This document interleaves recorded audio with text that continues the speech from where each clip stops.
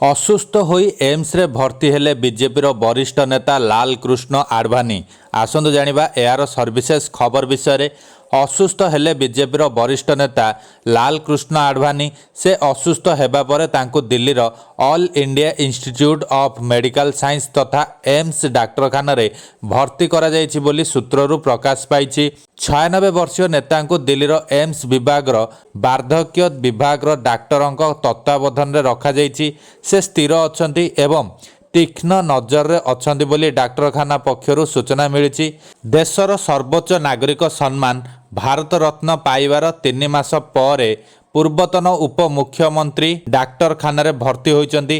ରାଷ୍ଟ୍ରପତି ଦ୍ରୌପଦୀ ମୁର୍ମୁ ଦିଲ୍ଲୀରେ ତାଙ୍କର ବାସଭବନରେ ଆଡଭାନୀଙ୍କୁ ଭାରତ ରତ୍ନ ସମ୍ମାନ ପ୍ରେରଣ କରିଥିଲେ।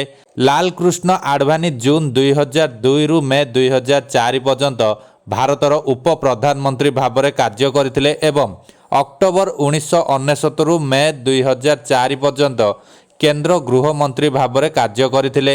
ସେ ଏକାଧିକ ଥର ବିଜେପିର ସଭାପତି ହୋଇଥିଲେ। ଭାରତ ରତ୍ନ ଗ୍ରହଣ କରୁଥିବା ବେଳେ ମଧ୍ୟ ଆଡଭାନୀ ଅସୁସ୍ଥ ଥିଲେ।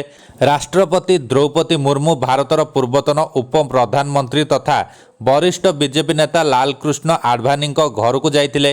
ପ୍ରଧାନମନ୍ତ୍ରୀ ନରେନ୍ଦ୍ର ମୋଦି ଓ ଉପରାଷ୍ଟ୍ରପତି ଜଗଦୀପ ଧନଗଡ଼ଙ୍କ ଉପସ୍ଥିତିରେ ରାଷ୍ଟ୍ରପତି ଘରେ ଆଡଭାନୀଙ୍କୁ ଦେଶର ସର୍ବୋଚ୍ଚ ନାଗରିକ ସମ୍ମାନରେ ସମ୍ମାନିତ କରିଥିଲେ।